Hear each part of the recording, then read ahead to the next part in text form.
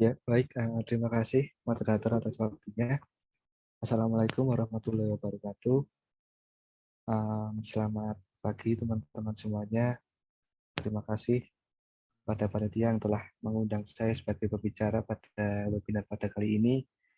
Dan saya di sini akan menjelaskan atau sharing materi mengenai peran digital marketing dalam memaksimalkan e-commerce di era teknologi.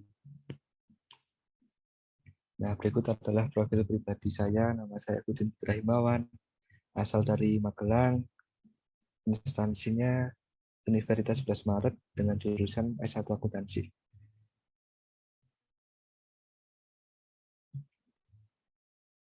Nah, untuk pertama, kita akan memahami terlebih dahulu mengenai konsep dari e-commerce. Jadi, e-commerce menurut berdasarkan Organization for Economic Cooperation and Development atau disingkat OECD pada tahun 2009 itu menjelaskan e-commerce adalah sebuah penjualan atau pembelian barang atau jasa yang dilakukan melalui jaringan komputer dengan metode yang secara spesifik dirancang untuk tujuan menerima atau melakukan pesanan, tetapi pembayaran dan pengiriman utama barang atau jasa itu tidak harus dilakukan secara online. Jadi transaksi e-commerce dapat terjadi antar usaha, rumah tangga, individu, pemerintah, dan organisasi swasta atau publik lainnya. Jadi tidak terikat jadi bisa dibilang transaksi e-commerce itu mencakup keseluruhan kasta seperti itu. Nah, kemudian perkembangan e-commerce di Indonesia. Nah, jadi kalau kita melihat dari grafik ini, dari tahun 2014, 2015, 16, sampai tahun 2021 itu terjadi pertumbuhan yang signifikan, yang mana pada tahun 2014 itu hanya sekitar nggak sampai 1,5 triliun, dan tahun 2021 saat ini itu mencapai nilai 4 triliun US dollar. Nah, ini tuh perkembangan e-commerce itu disebabkan maraknya penggunaan internet, yang mana kita itu kan menggunakan internet tidak hanya sekedar untuk untuk melakukan informasi atau mencari informasi, berkomunikasi, melainkan juga untuk atau dimanfaatkan untuk kegiatan ekonomi kita, untuk bisnis kita. Jadi transaksi yang awalnya kita lakukan dengan face to face antara kita dengan penjual, kini bisa mulai berubah, yang mana kita hanya mengandalkan sebuah smartphone atau media elektronik. Jadi proses jual beli barang dan jasa ini dapat dilakukan dengan genggaman jari kita dari berbagai atau berbasis jaringan elektronik atau media sosial. Jadi kita tinggal klik, kita tinggal bayar, lalu barang akan datang. Nah, jadi hal inilah yang disebut dengan e-commerce. Jadi kehadiran e-commerce ini sangat memudahkan masyarakat jika hendak untuk membeli sebuah produk. Dari segi pelaku usaha juga itu mereka itu dapat semakin memperluas jaringan atau jangkauan pasarannya. Jadi mereka juga bisa menyebarkan informasi tentang produk dari mereka itu secara lebih cepat, dan juga mungkin bisa menjangkau lebih luas daripada kita melakukan promosi secara offline gitu ya. Promosi dengan menggunakan online itu jadi jauh lebih cepat jangkauannya, juga lebih efektif dan efisien. Nah, sehingga hal ini tuh juga memulai menggeser pola serta cara konsumsi kita, bahkan yang telah bisa dikatakan hal seperti ini tuh sudah menjadi salah satu bagian dari kehidupan masyarakat kita di Indonesia. Nah, kemudian apa saja sih faktor-faktor yang mempengaruhi pertumbuhan e-commerce di Indonesia? Nah, jadi di sini ada 5 yang akan saya jelaskan. Yang pertama adalah pertumbuhan penduduk meningkat. Nah, ini apa hubungannya kok bisa dikaitkan dengan pertumbuhan penduduk? Nah, jadi itu faktor terbesar yang menyebabkan terjadinya peningkatan penggunaan e-commerce adalah tingginya angka pertumbuhan penduduk di Indonesia. Jadi sekitar tahun 2019 itu di kelas menengah di Indonesia atau mid rank di Indonesia itu mencapai peningkatan sebesar 21% dari total populasi. Jadi meningkatnya penduduk ini tuh berpengaruh pada aktivitas berbelanja online. Jadi apa ya, kan berbelanja online itu kan tidak membedakan entah itu jenis usia atau tua, muda, anak-anak, itu kan pasti melakukan aktivitas belanja online ketika mereka punya saldo. Nah, jadi itu semakin penduduk semakin meningkat juga akan berpengaruh pada aktivitas belanja online yang semakin meningkat juga. Nah, jadi itu terhitung peningkatan jumlah transaksi yang dilakukan di marketplace itu juga naik sekitar 23% dari tahun 2018 ke tahun 2019. Kemudian yang kedua adalah penggunaan smartphone yang meningkat. Nah, jadi itu ini juga dibuktikan dengan hampir dari 89% dari total penduduk Indonesia itu telah menggunakan yang namanya smartphone pada tahun 2020. Data dari tahun 2020 ini. Nah, jadi itu dari keseluruhan penduduk itu kan 89%, hampir 90% ya. Bisa dikatakan mereka itu menggunakan dan memiliki smartphone untuk melakukan kebutuhan atau aktivitas mereka. Nah, jadi besarnya penggunaan atau angka pengguna smartphone di Indonesia ini didasari oleh kebutuhan saat ini. Nggak usah jauh-jauh, kita di era pandemi saat ini itu kan kita lebih difokuskan yang namanya dengan sekolah online ataupun hal yang berkaitan dengan sifatnya online gitu kan. Nah, dengan dengan kita memiliki smartphone itu akan memudahkan kita juga sebagai perangkat pendukung kita untuk kebutuhan yang serba online saat ini. Ditambah lagi harga telepon pintar atau smartphone di Indonesia itu kan juga terbilang cukup terjangkau, atau bisa dikatakan harga yang di kisaran mid range level itu sudah memiliki spesifikasi yang mumpuni atau bisa untuk mencukupi kebutuhan saat ini gitu. Nah, sehingga bisa dimiliki oleh berbagai orang dan dari berbagai kelas, entah itu mid range ataupun di atasnya ataupun di bawahnya. Mereka juga bisa membeli smartphone tersebut. Nah, kemudian yang ketiga adalah pengguna internet yang meningkat. Nah, pengguna internet yang meningkat ini didasarkan juga dengan poin yang nomor 2, penggunaan smartphone. Pastikan kita memiliki smartphone itu kan juga memiliki kartu provider. Minimal paling enggak satu itu pasti ada yang digunakan untuk surfing atau web ataupun menjelajah dunia internet gitu kan. Nah, jadi itu pengguna smartphone yang meningkat itu juga berbanding lurus dengan jumlah pengguna internet, dan tercatat pada 70% pengguna internet di Indonesia itu menggunakan smartphone-nya untuk menjelajah internet. Nah, jadi itu dalam melakukan pembayaran di marketplace pun pengguna smartphone itu mendominasi, yang mana hampir sebesar 75% dibanding transaksi online lewat laptop ataupun lewat PC. Nah, jadi itu mereka itu lebih banyak berbelanja online itu menggunakan smartphone kita. Hal ini juga kembali lagi pada dasarnya smartphone itu kan mudah dibawa dan juga mudah dioperasikan. Nah, itu salah satu keuntungan dibandingkan kita memiliki laptop maupun PC. Kemudian yang keempat adalah banyaknya pengguna media sosial.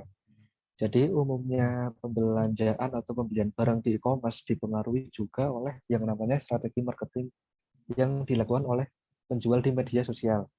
Maka dari itu, banyaknya pengguna media sosial di Indonesia itu juga berpengaruh besar pada peningkatan laju e-commerce. Nah, tercatat pada ini fun fact ya, yang saya dapatkan dari M-Target itu menyatakan bahwa pengguna Instagram di Indonesia itu telah mencapai 122 juta orang dan menduduki negara keempat dengan pengguna Instagram terbesar secara global. Itu kan angka yang sangat tinggi gitu ya. Nah, Itu juga tidak bisa dipungkiri kalau kita misalnya nih kita lagi scroll-scroll di Instagram itu kan juga pasti muncul yang namanya sebuah iklan gitu kan. Entah itu iklan dari kebutuhan kita ataupun kebutuhan kita itu pasti ada gitu loh. Nah, jadi itu ini juga salah satu faktor pendorong berkembangnya e-commerce di Indonesia. Dengan banyaknya pengguna ini juga tidak heran jika banyak perdagangan yang terjadi di media sosial tersebut. Apalagi ditambah dengan adanya influencer, konten kreator, atau yang lainnya yang bisa menjadi faktor pendukung para pengguna media sosial untuk melakukan transaksi e-commerce tertentu. Jadi kan misalnya nih, konten kreator itu memasarkan atau mengiklankan sebuah jaket. Nah, jadi kan para followernya itu kan kepikiran untuk beli agar bisa sama atau sesuai dengan panutannya gitu kan. Nah, itu salah satu contoh dan salah satu faktor pendorong juga terkait dengan pertumbuhan e-commerce di Indonesia. Kemudian yang terakhir adalah perusahaan teknologi finansial yang semakin berkembang. Nah, jadi itu pada tahun 2018 itu tercatat sekitar 66% masyarakat Indonesia itu masih belum memiliki yang namanya rekening bank. Nah, tapi seiring berkembangnya atau seiring banyaknya e-commerce yang muncul, itu pengguna rekening bank dan transaksi cashless itu jadi meningkat secara drastis. Dan dari data yang saya dapatkan dari Bank Indonesia itu menyatakan bahwa total transaksi cashless yang terjadi pada tahun 2020 itu mencapai angka sekitar 126 triliun, di mana di tahun sebelumnya itu hanya mencapai sekitar 47 triliun. Itu kan angka atau interval yang sangat jauh jika kita bandingkan dengan tahun sebelumnya yang hanya 47, kemudian meningkat secara drastis itu sekitar 126 triliun. Itu kan angka yang sangat tinggi ya jika kita hitung peningkatannya itu hanya 1 tahun. Itu angka yang sangat tinggi sekali. Nah, lonjakan pengguna uang elektronik inilah atau pengguna e-money inilah yang mendukung laju pertumbuhan marketplace di Indonesia juga semakin besar. Nah, jadi itu pembayaran dengan e-money seperti yang kita tahu seperti Shopee Pay, OVO, GoPay, Dana, dan lain sebagainya itu kan mudah untuk mudah dalam melakukan pembayaran dan membuat masyarakat Indonesia itu lebih menyukai berbelanja di toko online. Apalagi kalau kita membayar dengan um, e-money itu kan kita juga bisa dapat yang namanya cashback gitu ya. Nah, itu juga menjadi salah satu penarik buat kita atau buat masyarakat Indonesia itu lebih menyukai untuk berbelanja online. Dengan cashback ini juga kita bisa mengakumulasikan, kemudian kita bisa menukarkannya untuk berbelanja selanjutnya dan akan seperti itu terus dan berulang-ulang seperti itu. Nah, lalu bagaimana sih terkait regulasi atau peraturan mengenai e-commerce di Indonesia? Apakah diatur? Dan tentunya itu adalah diatur ya. Nah, hal ini apa ya? Dikarenakan untuk mendorong pemerintah untuk membangun sebuah regulasi yang mengatur tentang ekonomi berbasis elektronik, di mana pemerintah Indonesia itu mengeluarkan Perpres nomor 74 tahun 2017 mengenai peta jalan sistem perdagangan nasional berbasis elektronik atau singkatannya SPNBE.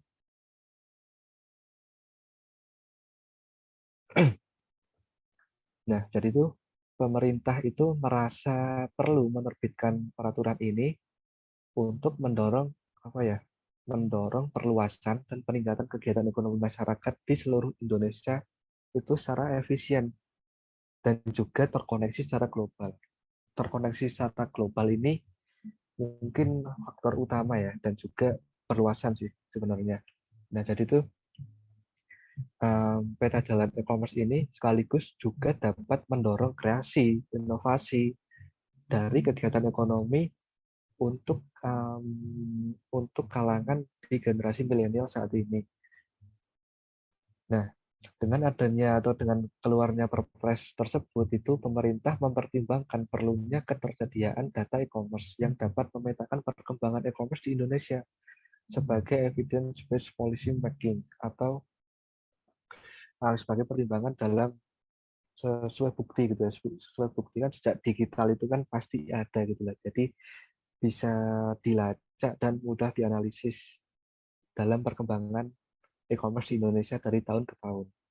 Nah, selanjutnya pemerintah itu juga mengeluarkan peraturan pemerintah nomor 80 tahun 2019 mengenai perdagangan melalui sistem elektronik atau PMSE, yang mana itu mengatur tentang pihak-pihak yang melakukan persyaratan, penyelenggaraan, kewajiban pelaku usaha, iklim, penawaran, penerimaan, konfirmasi, kontrak, pembayaran, pengiriman barang, penukaran barang dalam perdagangan dengan sistem elektronik. Jadi intinya di peraturan pemerintah nomor 80 tahun 2019 ini itu mengenai dari kita dari kita itu beli sebuah produk sampai produk itu produk itu sampai ke kita. Jadi itu diatur dalam peraturan PP nomor 80 ini. Nah, jadi itu ini lebih ke perlindungan data pribadi mungkin atau untuk penyelesaian sengketa PMSE hingga pengawasan dan pembinaan dari PMSE. Lalu bagaimana media penjualan e-commerce? Nah, di sini tuh ada 4 media yang bisa digunakan ya. Yang pertama adalah marketplace atau platform digital. Nah, marketplace atau platform digital ini merupakan sebuah lokasi jual beli produk di mana seller dan juga konsumen itu bertemu di suatu platform digital. Jadi ini tuh bisa dikatakan contohnya seperti ini. Kita ini bisa seperti apa ya? Um, Seller itu kan menjual barangnya di lapak yang sudah disediakan oleh commerce dengan konsep platform digital. Nah, jadi itu bisa seperti kalau tradisional ya apa ya pasar gitu mungkin pasar di mana di dalamnya itu kan ada lapak-lapak yang berbeda. Nah, itu yang namanya marketplace atau platform digital. Mungkin bisa bisa disimpulkan atau bisa disingkat atau bisa dipahami secara singkat itu ya pasar digital atau pasar elektronik seperti itu. Jadi contohnya itu apa? Contohnya itu Tokopedia, Shopee, Bukalapak, Blibli, Lazada maupun yang lain sebagainya. Dan mungkin mungkin itu ya salah satu platform digital ini seperti Tokopedia, Shopee itu pasti terinstall di smartphone kita saat ini. Itu pasti saya yakin 100% itu pasti ada salah satu toko ini gitu loh. Kemudian adalah yang kedua adalah website. Nah, website itu merupakan sebuah halaman web yang saling berhubungan yang mana itu me, apa ya, menginformasikan sebuah produk kita berupa data teks, gambar, animasi, audio, video maupun dari gabungan keseluruhan yang digunakan untuk menarik konsumen. Nah, jadi itu kadang kan kita melihat ada toko-toko yang menggunakan website untuk berjualan. Nah, contohnya seperti itu. Kemudian yang ketiga adalah media sosial. Media sosial merupakan sebuah media daring atau media online dengan para penggunanya bisa dengan mudah berpartisipasi, berbagi, dan menciptakan isi meliputi blog, jejaring sosial, wiki, forum, dan dunia virtual. Nah, jadi contohnya dari media sosial adalah Facebook, Instagram, Twitter, dan sebagainya.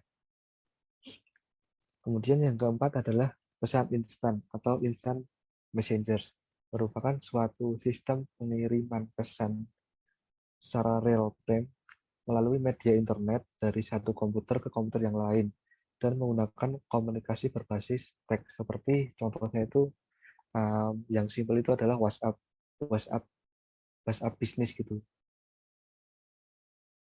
Nah, ini ada sebuah data Five Top Marketplace Indonesia. Nah, jadi dari data kuartal tahun 2020 itu um, dari kelima marketplace yang ada di Indonesia ini, yang paling mendominasi adalah Shopee dan Tokopedia, yang mana keduanya itu berhasil mendapatkan 30% lebih, atau hampir malahan sebagian marketplace Indonesia itu dikuasai oleh dua marketplace ini gitu ya. Dibandingkan dengan Blibli yang paling rendah itu sekitar 7,2% dan Lazada 8,6%, selanjutnya Bukalapak sekitar 13,8%. Nah, lalu bagaimana cara kita agar e-commerce kita itu bisa lebih maksimal? Ya, itu caranya adalah dengan ilmu digital marketing. Nah, jadi itu digital marketing itu apa? Jadi digital marketing adalah suatu kegiatan pemasaran atau promosi sebuah brand atau produk menggunakan media digital atau internet. Nah, atau bisa dikatakan suatu sarana promosi untuk sebuah produk atau merek dari kita menggunakan media elektronik seperti itu. Nah, jadi tujuannya itu yang pasti itu adalah untuk menarik konsumen dan calon konsumen secara cepat dibandingkan dengan kita melakukan promosi secara offline. Itu kan jangkauannya kecil dan juga menarik konsumennya itu juga lambat gitu ya. Dan effort biaya yang kita keluarkan itu juga banyak dibanding dengan digital marketing yang jangkauannya lebih luas, kemudian dapat menarik secara cepat, effortnya juga nggak sebanyak ketika kita melakukan promosi secara offline gitu kan ya. Nah, jadi digital marketing ini juga memiliki salah satu hal yang bagus atau suatu hal yang paling baik menurut saya itu bahwa digital marketing atau pemasaran digital ini secara inheren itu dapat diukur. Hal ini dikarenakan karena kita kan promosi secara online, di mana jejak digital kita itu kan pasti akan terekam dan tidak pernah atau tidak terhapus gitu ya. Nah, jadi itu mudah dilacak dan juga mudah dianalisis. Jadi kita itu bisa belajar dari hasil promosi kita sebelumnya untuk meningkatkan strategi pemasaran digital kita untuk strategi promosi kita ke depannya. Nah, lalu bagaimana atau ada berapa sih jenis-jenis digital marketing? Nah, di sini tuh ada 6 dari digital marketing gitu ya. Nah, yang pertama adalah konten marketing. Konten marketing itu merupakan sebuah pembuatan dan publikasi konten bermanfaat yang dirancang untuk menarik, mendidik, dan mempertahankan audiens dari target kita. Kemudian yang kedua adalah native advertising. Itu merupakan atau juga bisa disebut dengan advertorial atau periklanan asli, merupakan sebuah jenis iklan online yang menyerupai dengan konten marketing yang mana itu menggunakan situs web atau publikasi mereka sebagai sarana promosi. Kemudian yang ketiga adalah PPC atau iklan bayar per klik, pay per klik. Nah, jadi itu merupakan sebuah strategi pemasaran yang melibatkan iklan online, di mana ketika kita klik iklan mereka, itu iklan tersebut itu adalah iklan yang berbayar. Jadi semakin banyak klik dari para pengguna, juga akan semakin besar bayaran dari mereka. Kemudian yang keempat adalah Search Engine Optimization atau SEO. Nah, ini merupakan sebuah praktik meningkatkan situs web sehingga menjadi ramah mesin atau situs web kita itu semakin dapat ditemukan seperti itu. Nanti akan kita bahas selanjutnya secara lebih spesifik. Kemudian yang kelima adalah digital social marketing. Itu merupakan sebuah praktik mempromosikan produk atau layanan di platform media sosial seperti Facebook, Instagram, Twitter, dan lain sebagainya. Kemudian yang keenam adalah email marketing. Nah, ini tuh marketing atau pemasaran yang menggunakan sarana email seperti itu. Hal ini itu untuk email marketing itu lebih ke memelihara klien sih, memelihara klien potensial yang sudah terdaftar seperti itu. Nah, kemudian kita akan masuk ke bagian strategi digital marketing. Nah, jadi di sini itu saya sudah merangkum 5 strategi digital marketing terbaik. Yang pertama adalah menerapkan SEO, kemudian yang kedua adalah menggunakan pay per click advertising atau PPC, kemudian yang ketiga adalah content marketing, yang keempat adalah memanfaatkan social media marketing, dan yang kelima adalah email marketing. Oke, kita langsung bahas ke strategi yang pertama, yaitu menerapkan SEO atau Search Engine Optimization.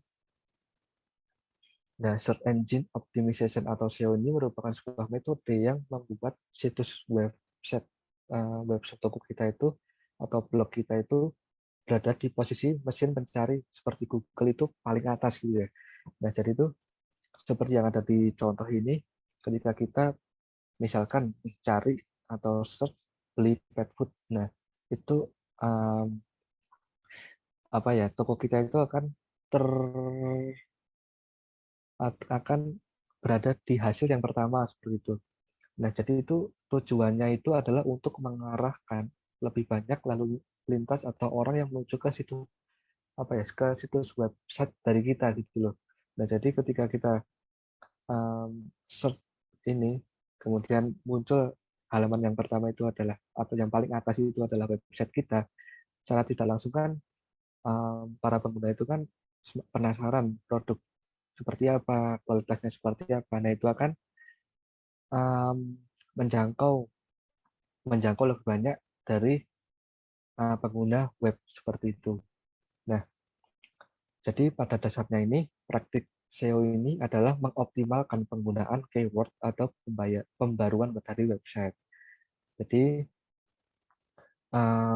ada beberapa yang apa ya, beberapa cara yang dapat kita coba terapkan pada website bisnis kita. Nah, jadi yang pertama adalah penggunaan keyword khusus atau paling banyak dicari itu bisa dilihat atau bisa search di Google data-datanya, kemudian kita terapkan pada halaman website atau konten dari blog kita atau toko kita.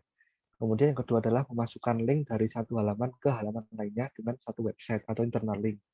Kemudian yang ketiga adalah membuat link yang menuju websitemu terdapat di website lain atau backlink gitu. Pasti kan itu banyak banget gitu ya yang menggunakan backlink ini. Kemudian yang keempat adalah menggunakan tools bantuan seperti Google Analytics dan juga Google Search Console untuk menganalisa traffic dari website kita. Jadi selain kita itu juga bisa mempelajari membaca data dari tools Google tersebut seperti jumlah pengakses baru atau jumlah klik yang kita dapatkan, itu pada penerapan strategi ini kita juga bisa mempelajari sehingga kita dapat mengurangi biaya.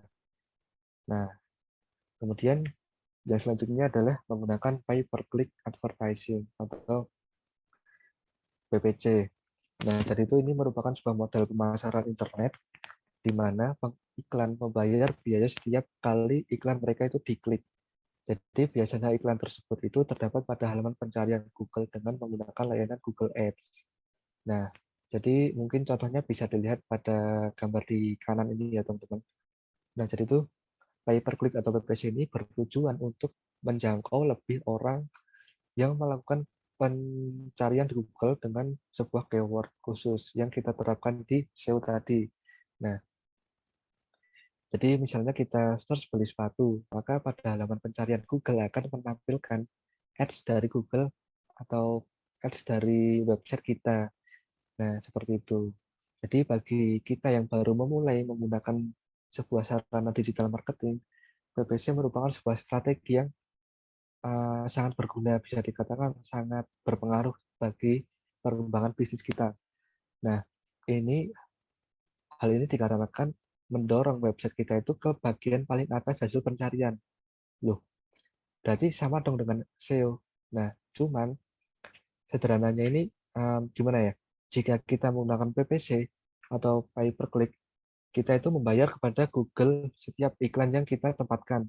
Berbeda dengan SEO yang kita menggunakan cara-cara yang bisa menampilkan website kita itu berada di paling atas. Jadi kalau pay per click atau PPC ini menggunakan sarana Google Ads yang berbayar, kalau SEO ini lebih cenderung ke cara kita itu mengotak-atik supaya ke atas dalam pencarian dan juga sifatnya itu gratis. Nah, kemudian yang ketiga adalah konten marketing. Nah, untuk konten marketing ini merupakan apa ya? Atau memiliki sebuah tujuan itu untuk menjangkau atau melibatkan dan terhubung dengan konsumen melalui berbagai konten dari bisnis kita. Nah, jadi itu kita dapat memberikan konten berupa itu video, artikel, infografis, data, maupun yang lainnya. Nah, jadi itu misalnya kita memiliki sebuah bisnis alat-alat traveling. Nah, kita dapat membuat sebuah artikel mengenai perlengkapan yang dibutuhkan ketika misal kita pertama kali melakukan traveling, alat apa yang kita butuhkan. Nah, kemudian kita bisa sekaligus mengiklankan di um, artikel tersebut seperti itu. Nah,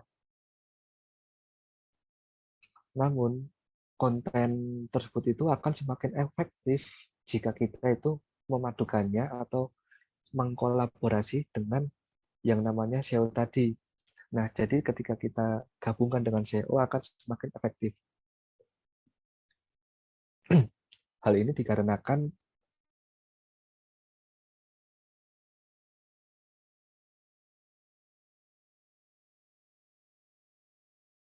dengan menggunakan SEO, konten-konten yang kita dijangkau oleh orang-orang di website seperti itu. Jadi salah satunya dengan memasukkan kata kunci pada konten yang kamu buat atau kita buat, misalnya pada artikel alat-alat traveling, kamu dapat memasukkan kata kunci seperti tips merawat perlengkapan traveling.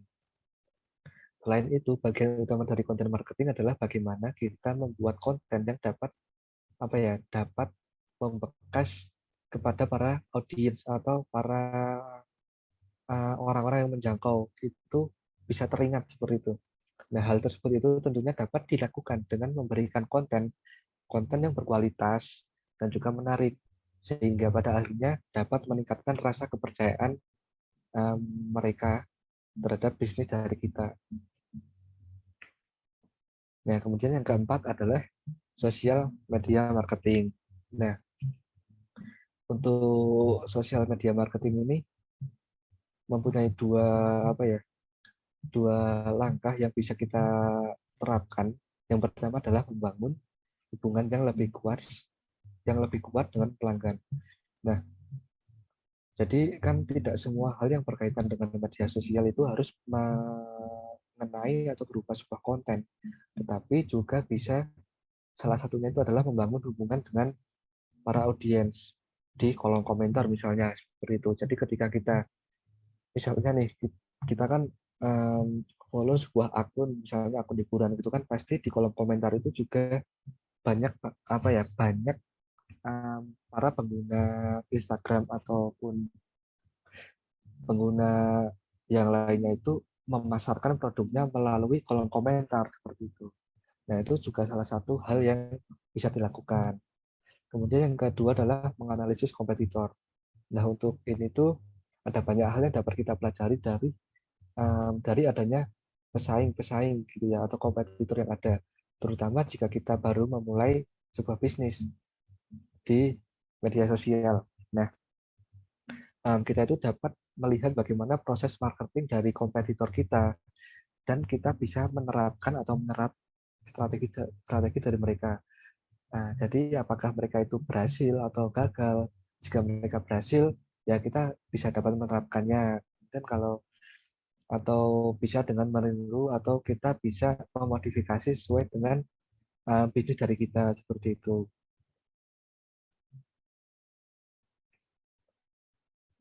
Yang kelima adalah menggunakan email marketing. Nah, jadi untuk email marketing ini um, lebih berfokus kepada mempertahankan pelanggan yang sudah ada, seperti yang saya jelaskan di awal mengenai email marketing.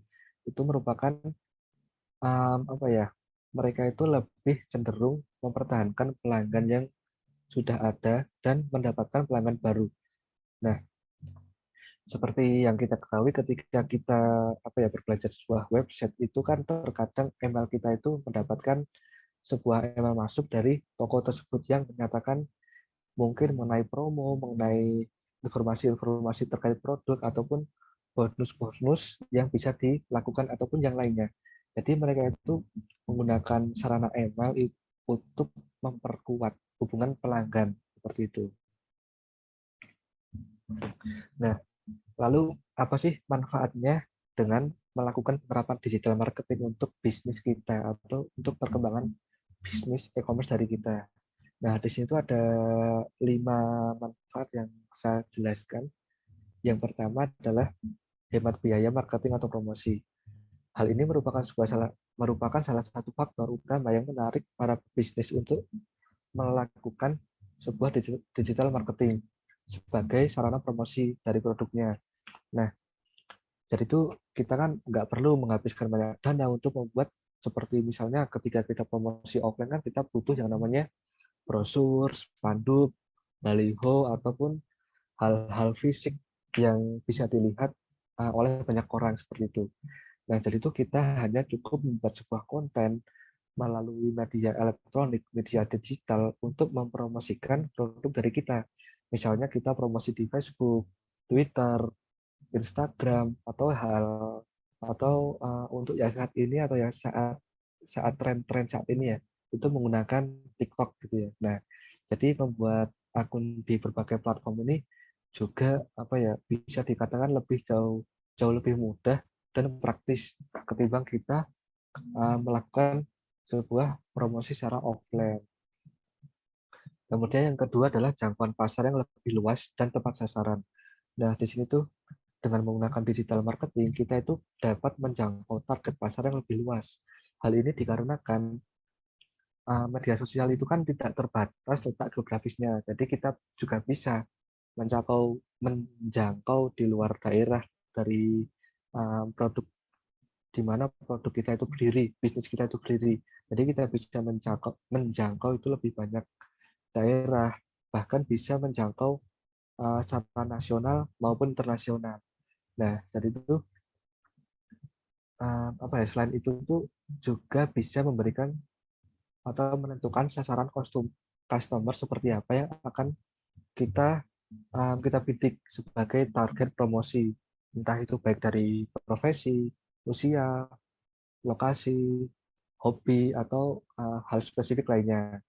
Nah, jadi agar target promosi bisa tercapai, itu kita perlu yang namanya sebuah konten promosi yang menarik dan disesuaikan dengan kebutuhan dari calon pelanggan dari kita yang telah kita tentukan. Sebab setiap pelanggan atau customer itu kan sifatnya unik gitu ya. Mereka itu kan pasti memiliki rasa ketertarikan dari sebuah atau sesuatu yang berbeda satu dengan lainnya. Jadi membidik pasar milenial itu jelas berbeda perlakuan, sarana, jenis konten, dan media yang dibutuhkan.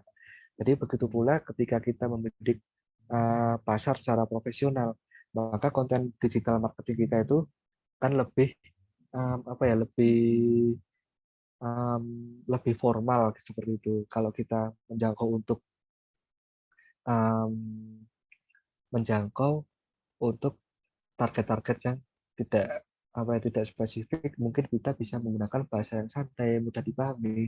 Tapi kalau kita sudah dihadapkan untuk membidik di pasar internasional, kita akan menyesuaikan bahasa internasional seperti bahasa Inggris dan juga sifatnya itu formal, tidak menjelekan produk lainnya.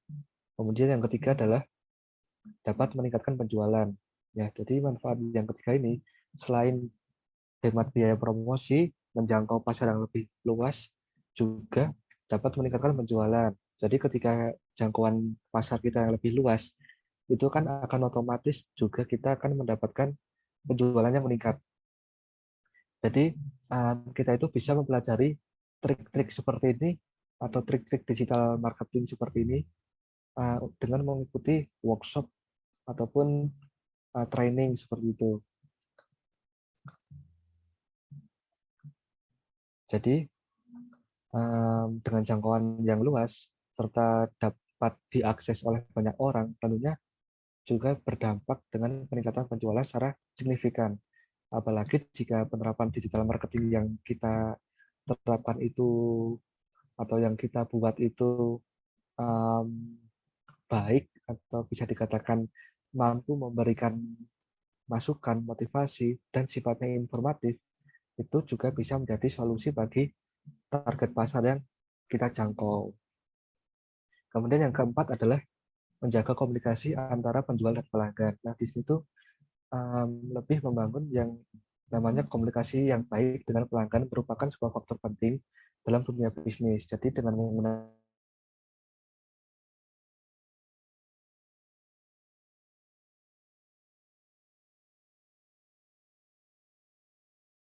ketika kita ingin melakukan pengajuan, komplain, dan sebagainya, itu kita bisa melayaninya secara 24 jam secara penuh. Kemudian yang kelima adalah analisis digital secara cepat dan tepat.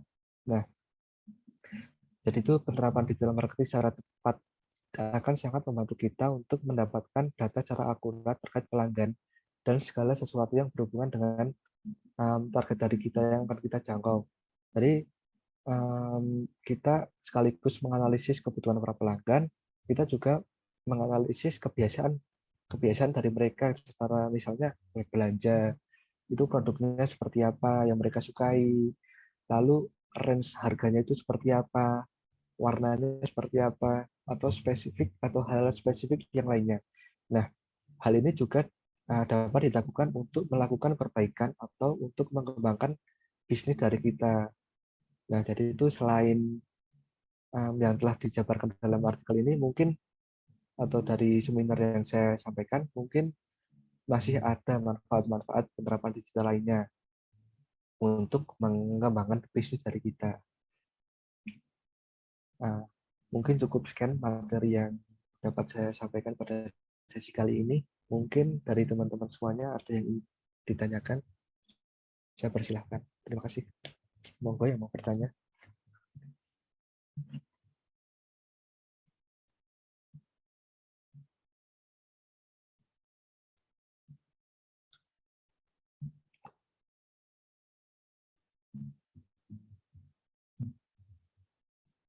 Silahkan ya, yang ingin bertanya bisa langsung on mic. Nggak usah malu-malu. Bolehkah saya bertanya? Izin bertanya? Ya, silakan sebutkan nama Ya, dan asal ya. baik. Jadi nama saya Faisraj Nugroho dari Magelang. Nah, tadi terkait sosial media marketing, itu kira-kira itu lebih penting mana ya antara bisnis B2B sama B2C? Terima kasih. Oh, iya. Nah, bagus ya pertanyaannya. Detail. Mendetail ke B2B atau B2C. Nah, langsung saya jawab aja ya. Jadi dapat dikatakan bahwa sosial media marketing itu penting untuk bisnis B2B maupun bisnis B2C, B2C gitu ya. Bisnis to bisnis maupun bisnis to customer. Jadi sosial media itu kan merupakan sebuah bagian yang tak lepas dari kehidupan sehari-hari kita. Karenanya memanfaatkan hal tersebut itu merupakan hal yang sangat baik yang mungkin untuk mungkin apa ya mungkin yang mungkin dapat untuk meningkatkan bisnis dari kita. Yang mungkin yang jadi pembeda itu adalah um, ketika untuk B2B itu konten yang kita suguhkan itu konten yang menggugah dan mungkin apa ya berisi informasi-informasi yang secara formal. Nah, sebaliknya kalau kita menggunakan untuk B2C itu mungkin dapat menggunakan atau menyajikan konten-konten yang ringan dan mengandung unsur komedi. Istilahnya kalau untuk B2C itu mungkin kontennya itu santai, slow. Nah, kalau untuk B2B itu lebih ke formal. Jadi kontennya itu formal seperti itu. Mungkin ada tanggapan dari penanya. Baik, terima kasih sudah cukup jelas. Baik, mungkin saya cukupkan sekian untuk sesi kali ini. Terima kasih pada um, para teman-teman yang telah join pada sesi kali ini. Kurang lebihnya saya mohon maaf atas perhatiannya. Terima kasih. Wassalamualaikum warahmatullahi wabarakatuh.